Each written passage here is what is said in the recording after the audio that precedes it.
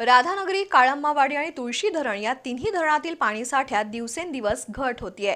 तिन्ही धरणात एकूण 6.20 टीएमसी उपयुक्त पाणीसाठा आहे। गेल्या वर्षीच्या तुलनेत 1.91 टीएमसी पाणी कमी आहे। पाऊस लांबणीवर गेल्यास शेती आणि पिण्याच्या पाण्याची समस्या उभी राहू शकते। राधानगरी तालुक्यातील तिन्ही धरणात साधारण 35 टीएमसी पाणीसाठा केला जातो। मात्र सध्या राधानगरी धरणात 2.21 टीएमसी उपयुक्त पाणीसाठा आहे। काळंबावाडी धरणामध्ये 2.49 टीएमसी तर तुळशी धरणामध्ये 1.50 टीएमसी पाणी आहे। 10 जूनपर्यंत उजव्या आणि डाव्या कालव्यातून शेती आणि पिण्यासाठी पाणी सोडलं जात आहे। गेल्या वर्षीच्या तुलनेत 1.91 टीएमसी पाणी कमी आहे। धरणातील पाणी साठ्यात घट झाल्यानं शेतकऱ्यांची चिंता वाढली आहे। मात्र मान्सून लांबणीवर तर शेती पिकांना पाण्याची कमतरता भासणार आहे। उन्हाची तीव्रता अधिक असल्यानं पाण्याचं मोठ्या प्रमाणात बाष्पीभवन होतंय।